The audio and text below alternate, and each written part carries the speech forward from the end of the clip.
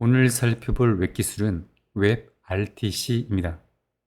웹 RTC는 웹에서 실시간으로 데이터를 주고받는 통신을 위한 API인데요. 서버를 통해서 통신을 하지 않고 클라이언트 간에 직접 연결되어 통신을 하는 방식입니다.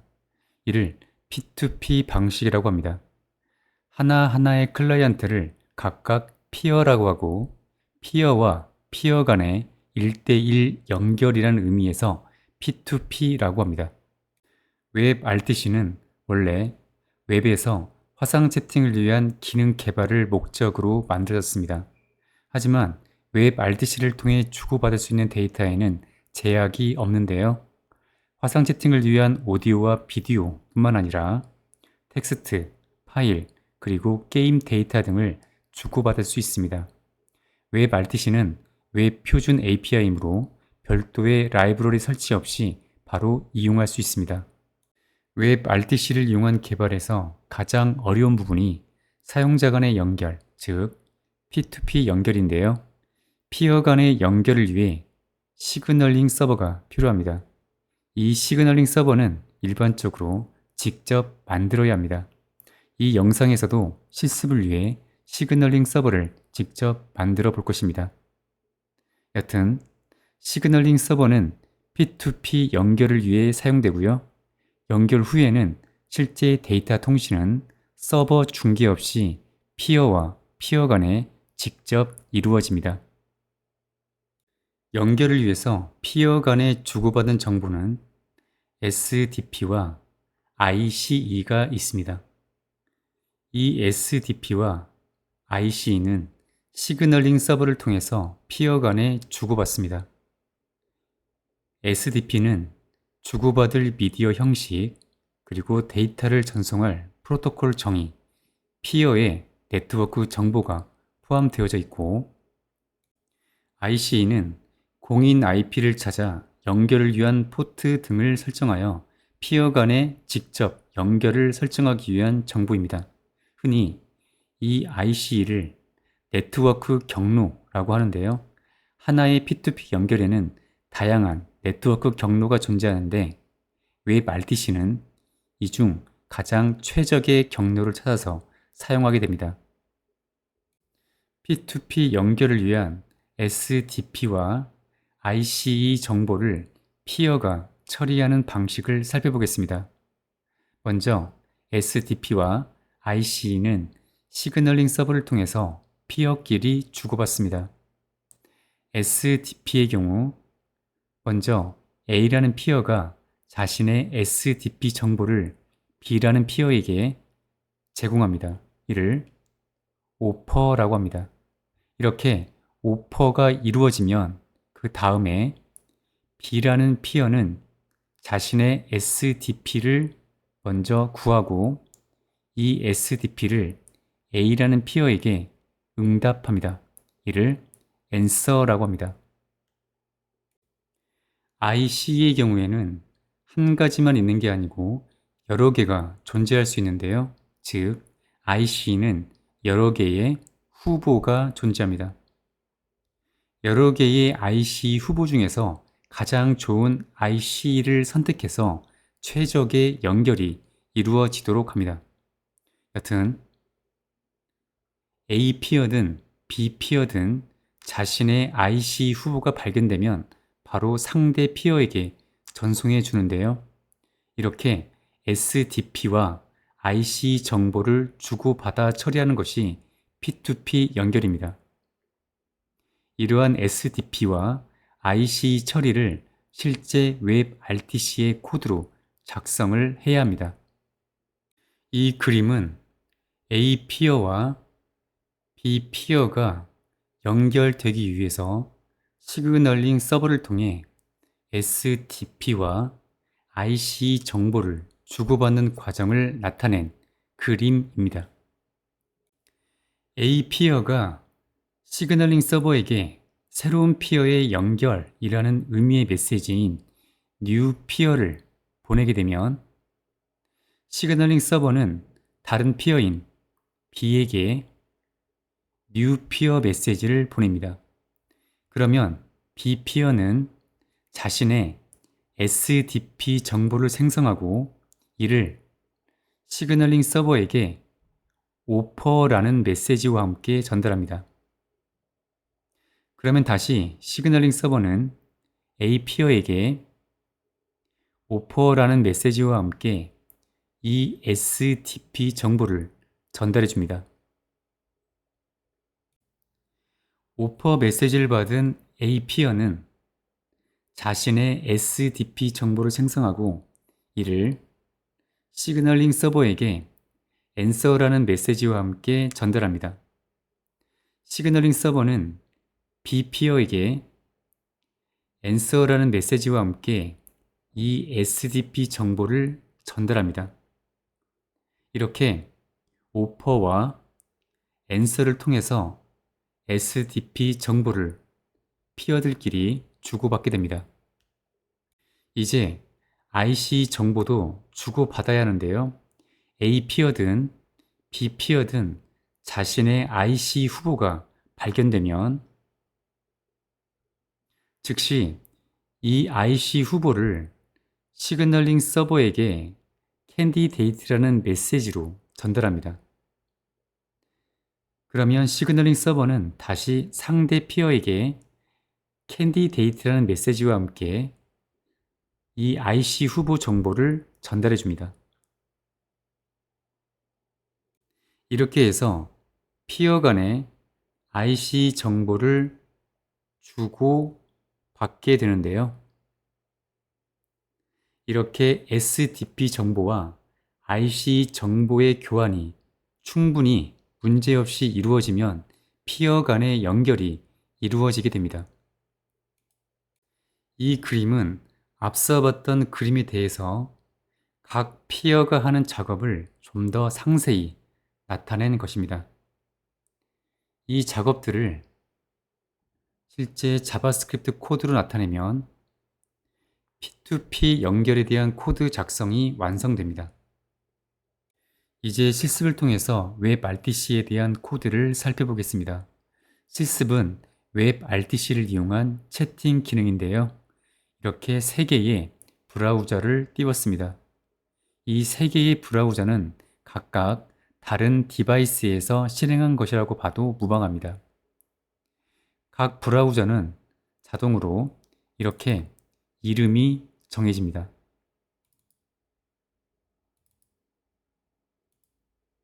그리고 메시지를 입력해 보면 이렇게 메시지를 입력하고 이 샌드 버튼을 눌러 전송하면 다른 브라우저에서 그 내용이 표시됩니다.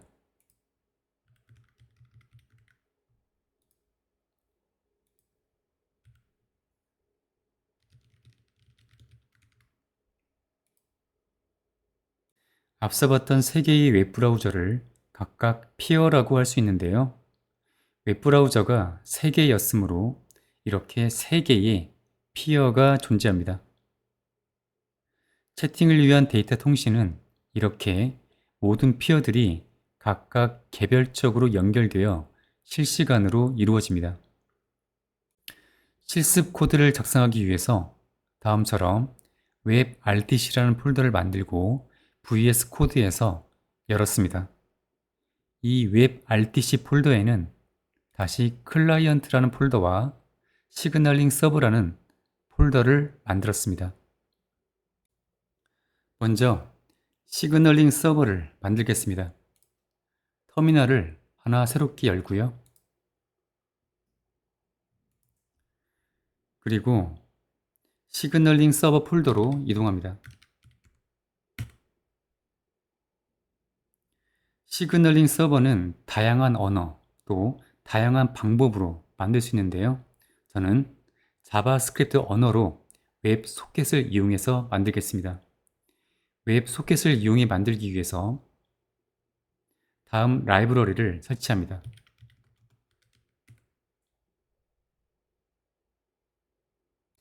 server.js 파일을 생성합니다.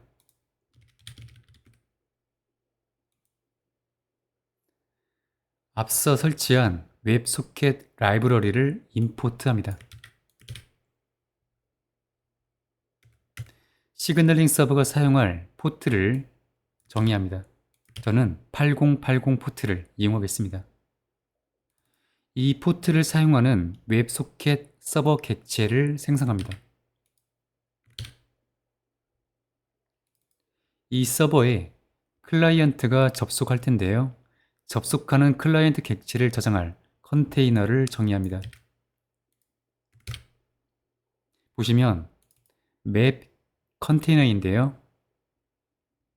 키는 클라이언트의 아이디이고 밸류는 클라이언트의 소켓 객체로 저장할 것입니다. 콘솔에 시그널링 서버가 실행 중이라는 메시지를 표시합니다.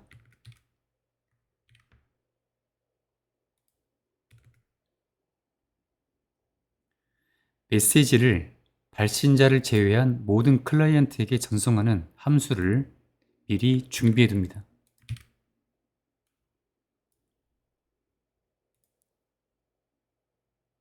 이 브로드캐스트 함수를 자세히 설명드리면 첫 번째 인자는 전송할 메시지이고 두 번째 인자는 메시지를 보내는 클라이언트의 아이디입니다. 즉, 발신자입니다.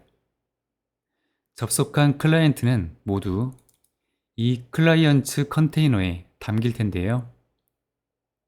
보시는 것처럼 모든 클라이언트 컨텐츠의 구성 요소에 대해서 발신자가 아니고 그리고 연결 상태가 오픈인 클라이언트에게 메시지를 전달하라고 되어 있습니다. 클라이언트가 서버에 접속하면 커넥션이라는 이벤트가 발생하는데요. 이 이벤트에서 접속한 클라이언트 아이디를 담을 변수를 하나 선언합니다. 아직 클라이언트의 유저 아이디가 무엇인지 모르므로 널 값을 지정해 둡니다. 클라이언트로부터 메시지가 전달되면 이 WS 객체에 메시지라는 이벤트가 발생합니다.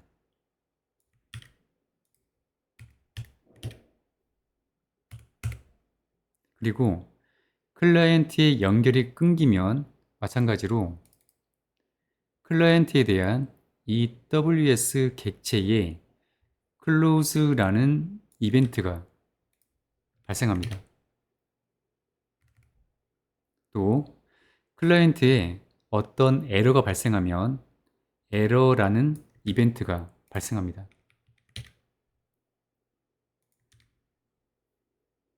먼저 메시지 이벤트에 대한 코드를 작성하겠습니다.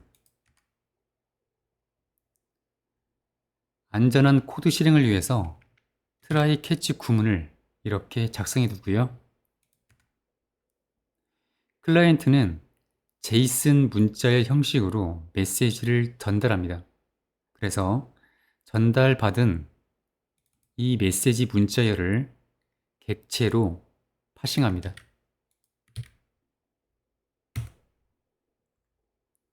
이 데이터에는 다음처럼 from type to라는 값이 존재하는데요. 타입은 메시지의 종류이고 from은 메시지를 보낸 peer의 ID, to는 메시지를 받을 peer의 ID입니다. 이 타입에 대해 처리할 코드를 if문으로 이렇게 if문으로 지정합니다.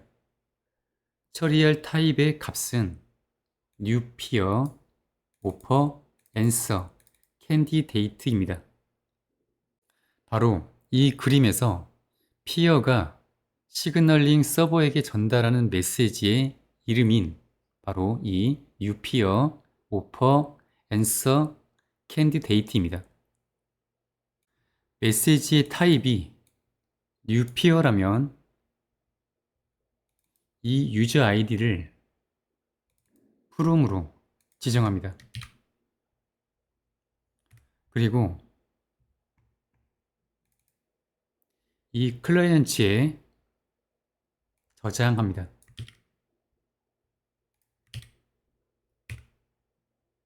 콘솔에 새로운 피어가 연결되었다고 출력합니다.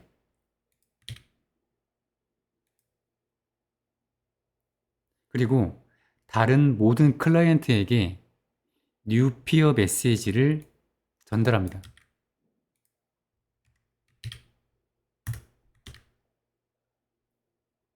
이제 offer, answer, candidate 메시지 타입에 대한 처리입니다. 메시지를 받는 피어인 이 to 값이 유효하고, 즉 null이나 undefined이 아니고 해당 피어가 접속한 클라이언트라면 받는 피어의 소켓 객체를 얻어옵니다. 이 소켓의 상태가 오픈이라면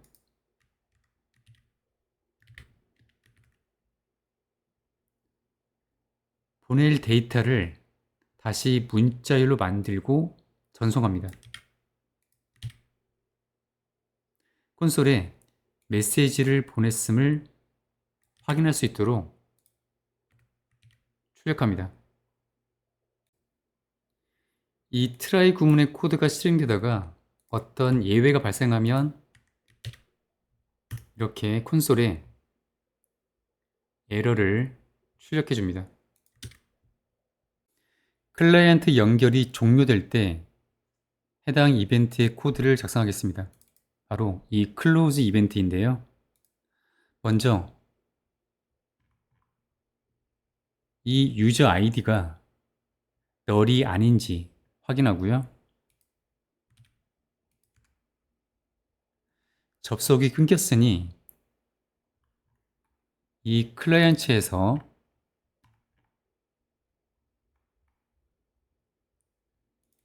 이 유저 아이디를 제거합니다. 콘솔에 해당 유저 아이디의 접속이 끊겼음을 표시합니다.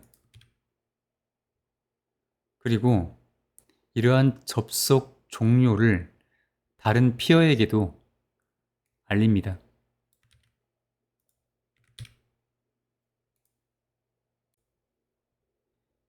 이 에러 이벤트에 대한 코드는 다음처럼 작성해 둡니다.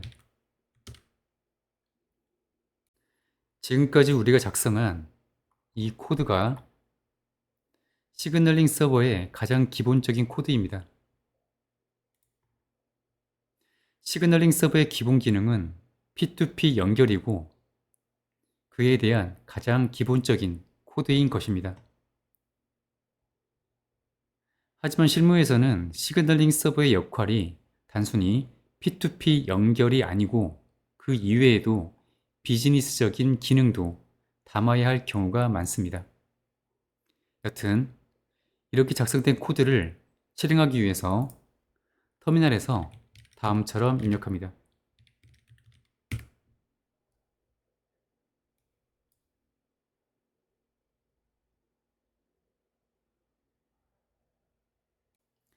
에러가 발생했는데요.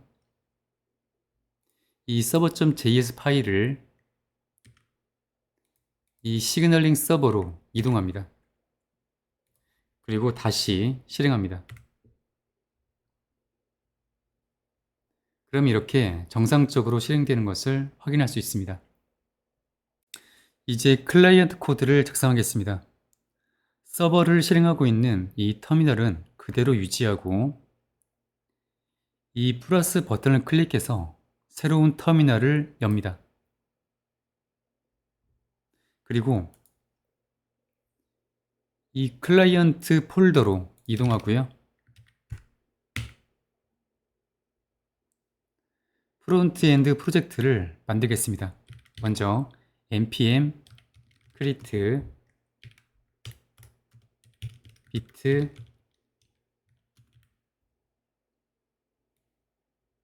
이렇게 입력하고 엔터를 누릅니다.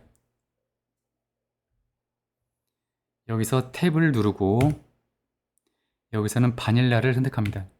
그리고 자바스크립트를 선택합니다. 패키지를 설치하기 위해서 npm i를 입력하고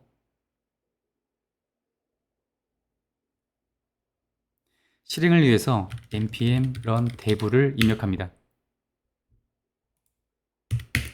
5를 입력해서 이렇게 실행 결과를 확인합니다.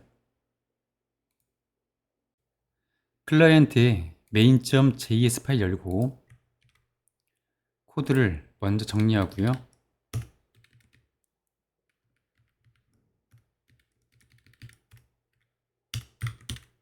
그리고 사용자 인터페이스를 위한 돔 코드를 다음처럼 입력합니다.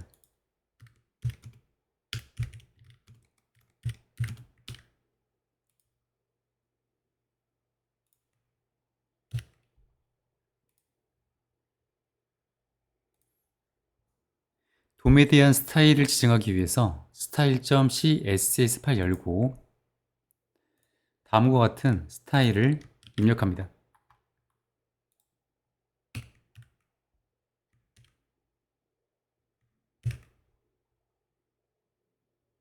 제가 입력한 스타일은 바로 이 부분입니다.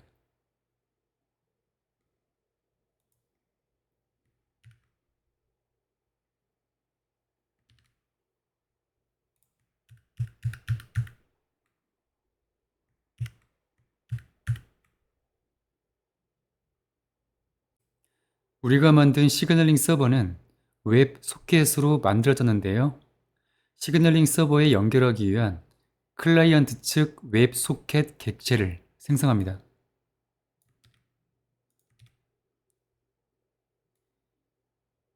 이 주소는 시그널링 서버의 접속 주소입니다. 보시면 바로 이 값입니다. 그리고 자신과 연결될 피어들을 저장할 컨테이너를 정의합니다. 이 피어스에는 키와 밸류로 피어가 저장되는데요. 키는 피어의 아이디이고 밸류는 데이터 채널 객체입니다.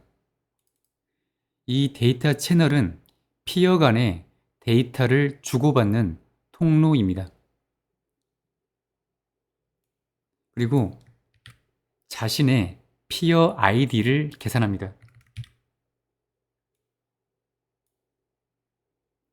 보시면 36 진수의 랜덤 값인데요. 길이는 보시는 것처럼 총 8자리입니다. 이렇게 36 진수로 정한 이유는 0에서부터 9까지의 숫자와 A에서부터 Z까지의 알파벳 문자로 구성된 값이 필요하기 때문입니다. 이 돔 객체를 참조합니다. 이 코드이고요. 먼저 돔 채트는 바로 이 큰 사각형인데요. 이 큰 사각형에 대한 영역인데 이곳에 송수신된 메시지를 출력하는 곳입니다. 돔 유저 아이디는 사용자의 아이디를 표시할 이 스팬 태그입니다. 돔 메시지 인푸트는 바로 이 인푸트 돔입니다. 돔 샌드 버튼은 이 버튼이고요. 이 돔 유저 아이디에 이 유저 아이디 값을 표시합니다.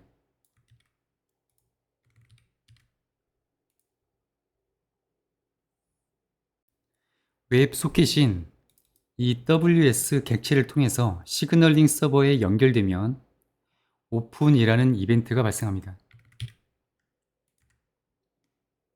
이 이벤트에서 시그널링 서버에 메시지의 타입이 new peer이고 메시지를 전달하는 피어의 아이디를 이렇게 전송합니다. 이 그림을 참조해 보면 현재 피어 A가 시그널링 서버에 new peer라는 메시지를 전달한 것입니다. 앞으로 여러분은 이 그림을 참조하시면 제가 설명드리는 코드를 좀 더 쉽게 이해할 수 있을 것입니다. 시그널링 서버에서 다른 피어로 이렇게 메시지를 전달하게 되는데요. 이렇게 시그널링 서버에서 피어로 메시지가 전달되면 다음처럼 온 메시지라는 이벤트가 발생하는데요. 이 이벤트에서는 먼저 서버가 전달한 데이터를 객체로 파싱합니다. 이 데이터에는 다음처럼 type from to SDP candidate라는 데이터가 전달될 수 있습니다. 이 데이터들은 메시지 타입에 따라서 일부가 없을 수도 있습니다. 이 데이터에 대한 내용은 다음과 같습니다.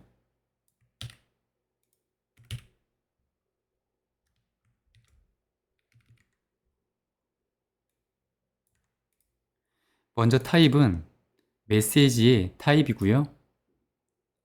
to는 메시지를 전달받을 피어의 ID, from은 메시지를 전달한 피어의 ID, SDP는 P2P 연결을 위한 SDP 정보, 캔디데이트는 P2P 연결을 위한 ICE 후보 정보입니다. 이 메시지 타입이 new peer이고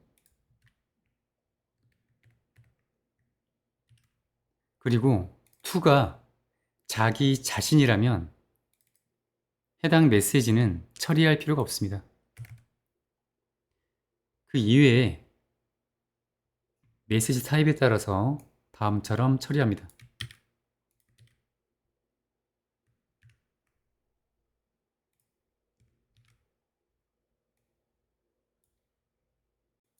메시지 타입이 new peer라면 다음 코드를 실행하고요. 그리고 이 함수를 구현해 보면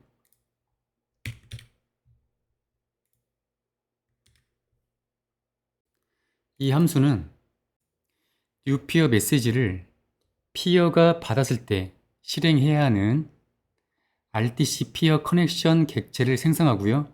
그 다음에 데이터 채널 객체를 생성하고 SDP 객체를 생성해서 이 SDP 객체를 로컬 디스크립션에 설정해 줍니다. 이렇게 생성한 SDP를 오퍼 메시지와 함께 시그널링 서버에 전달해 주는 일을 해당 함수에서 구현을 해줘야 합니다. 먼저 RTC 피어 커넥션 객체를 생성합니다. 이 객체를 생성할 때 생성자의 ICE 서버스에 이렇게 STUN 서버에 대한 URL을 지정하고 있는데요. STUN 서버는 다음과 같은 역할을 합니다. 즉, 공인 IP와 포트 정보를 제공해주고 IC 후보를 생성해서 전달해줍니다.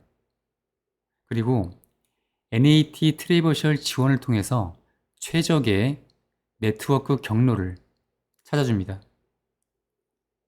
여기서는 보시는 것처럼 이렇게 STUN 서버를 직접 구현하지 않고 구글에서 제공하는 스턴 서버를 이용하고 있습니다. 구글 이외에도 모질라나 프리 스위치 등과 같은 회사에서 제공하는 스턴 서버를 이용해도 되는데 각각에 대한 스턴 서버 URL은 다음과 같습니다.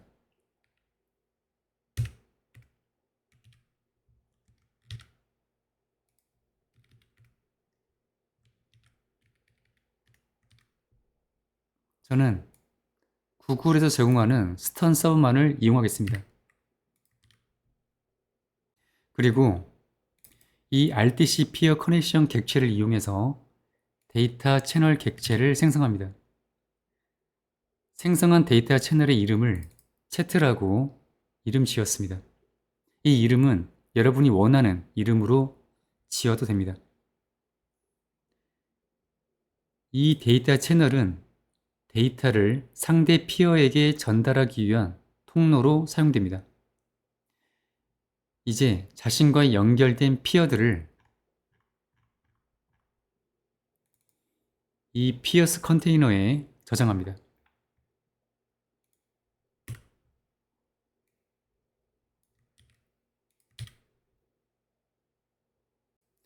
이 데이터 채널 객체를 통해서 이벤트를 등록할 수 있는데요.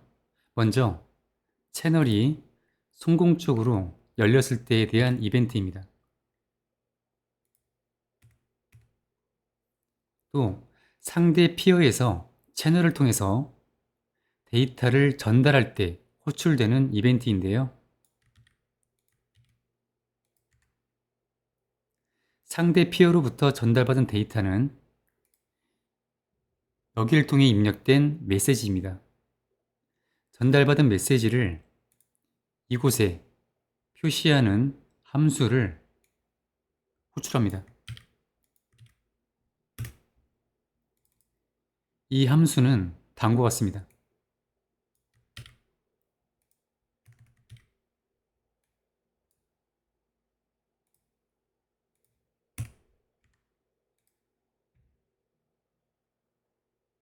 이제 SDP 정보에 대한 오퍼와 관련된 코드를 작성합니다.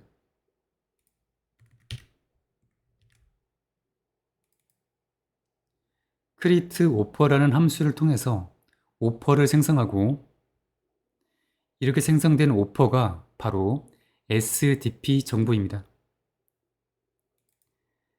해당 SDP 정보를 로컬 디스크립션에 설정하고요.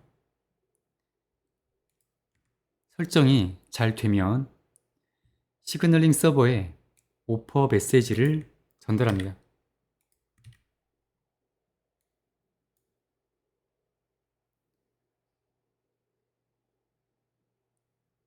오퍼 메시지에는 보시는 것처럼 SDP 정보가 포함되어 있습니다.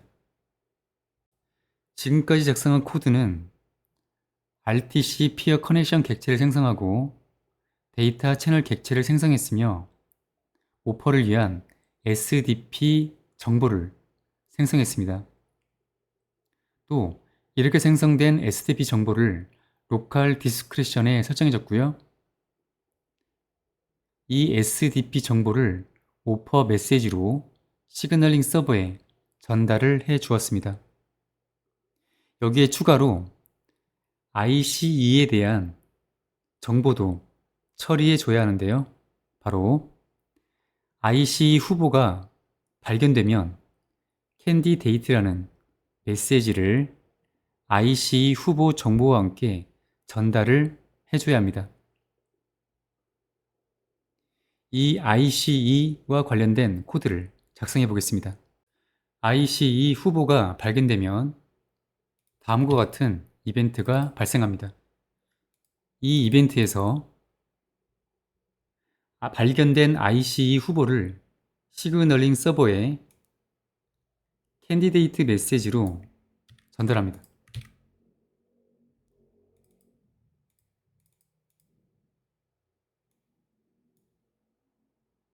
여기에 더해서 상대 피어의 네트워크 상태가 변경될 수 있는데요. 이때 발생하는 이벤트입니다.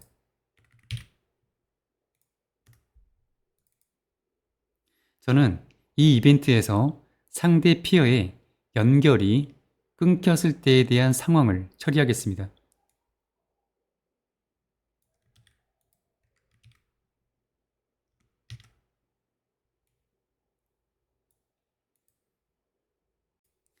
이제 다음에 처리할 메시지는 이 오퍼 메시지입니다. 여기서는 다음 코드를 실행하는데요. 이 핸들 오퍼 함수를 구현합니다.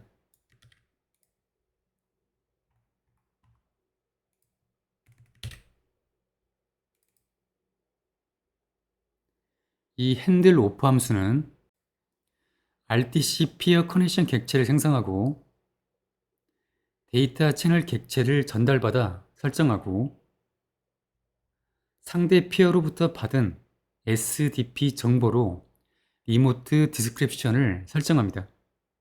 그리고 앤서를 위한 SDP 정보를 생성한 뒤 이 SDP 정보로 로컬 디스크립션을 설정합니다. 또한 앤서를 위해 생성한 이 SDP 정보를 앤서 메시지와 함께 시그널링 서버로 전달합니다. 앞서 언급한 과정을 코드로 작성해 보면 먼저 상대 측 피어 ID 값인 이 피어 ID가 이 피어스에 존재하지 않는지 확인해야 합니다. 이렇게 확인할 수가 있고요. 만약 새로운 피어 아이디라면 RTC 피어 커넥션 객체를 생성합니다. 그리고 자신과 연결된 피어들에 저장합니다. 즉, 이 피어스죠. 여기에 저장합니다.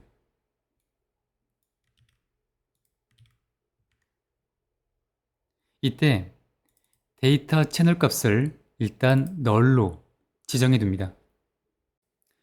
이렇게 널로 지정해 두었던 데이터 채널 객체는 이 PC 객체에 온 데이터 채널 이벤트를 통해서 얻을 수 있는데요.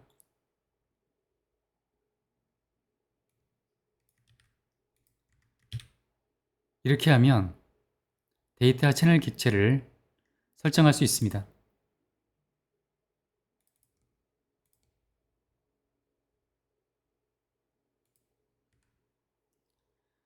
그리고 이 데이터 채널 객체를 통해서 채팅 메시지가 전달되면 다음처럼 온 메시지라는 이벤트가 발생하는데요.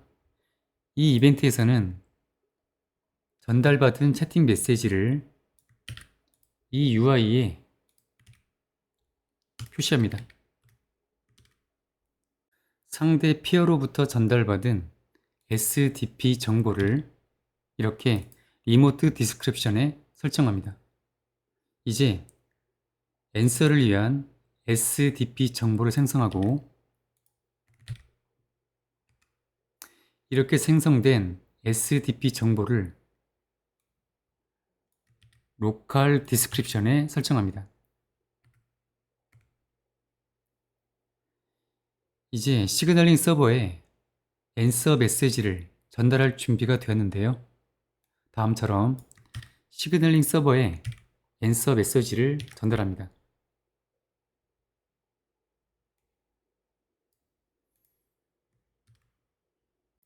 지금까지 작성한 코드를 정리해보면 먼저 RTC 피어 커넥션 객체를 생성했고 데이터 채널 객체를 전달받아 저장했습니다. 그리고 오퍼 메시지와 함께 전달받은 SDP 정보로 리모트 디스크립션을 설정했습니다. 또한 앤서를 위한 SDP 정보를 생성해서 그 정보로 로컬 디스크립션을 설정했습니다. 또한 시그널링 서버에 앤서 메시지를 전달해주고 있는데 그때 앤서를 위한 SDP 정보를 함께 시그널링 서버에 전달해 줬습니다. SDP에 대한 처리는 끝났고 이번에는 ICE 정보를 처리해 줘야 하는데요. 즉, ICE 후보가 발견되면 이 후보를 캔디데이트 메시지와 함께 시그널링 서버로 전달해주는 코드를 작성해야 합니다. 새로운 ICE 후보가 발견되면 다음과 같은 이벤트가 호출되는데요. 여기서 시그널링 서버에 캔디데이트 메시지와 함께 ICE 후보를 전달합니다.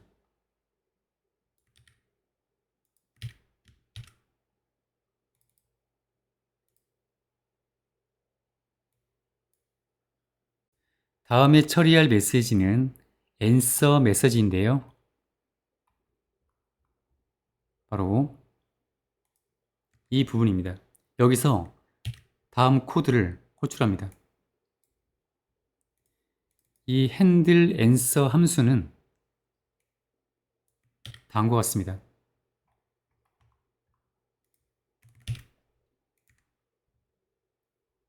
이 함수에서는 이 answer 메시지를 받으면 이 메시지와 함께 전달받은 SDP 정보를 이용해서 리모트 디스크립션을 설정해 줘야 합니다.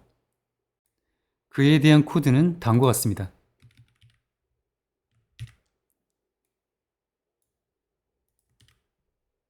이제 마지막으로 처리해야 할 메시지는 candidate인데요. 바로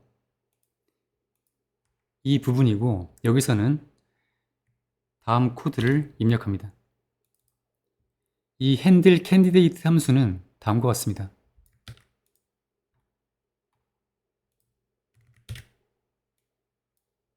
즉, 전달받은 ICE 후보를 이 RTC 피어 커넥션 객체에 추가해 줍니다. 이 그림의 내용과 동일합니다.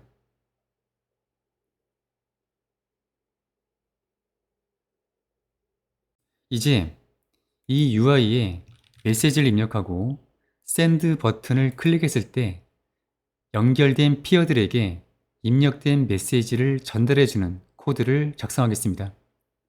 이를 위해서 이 버튼에 대한 클릭 이벤트 코드를 입력합니다.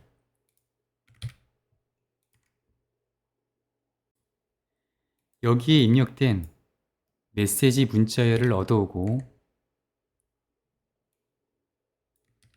이 값이 빈 문자열이 아닌지 확인하고 이곳에 이 메시지를 표시합니다.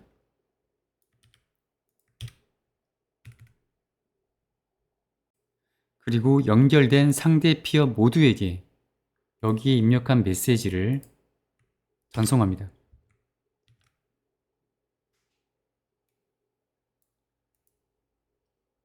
전송할 때는 상대 피어의 데이터 채널의 상태가 이렇게 오픈일 때만 전송하도록 합니다. 전송이 끝나면 이 UI에 이 값을 제거합니다.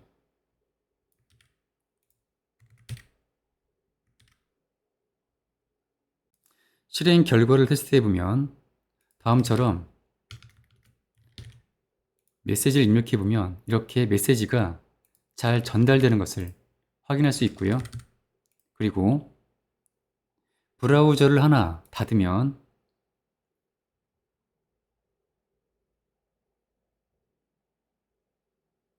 조금 있다가 이렇게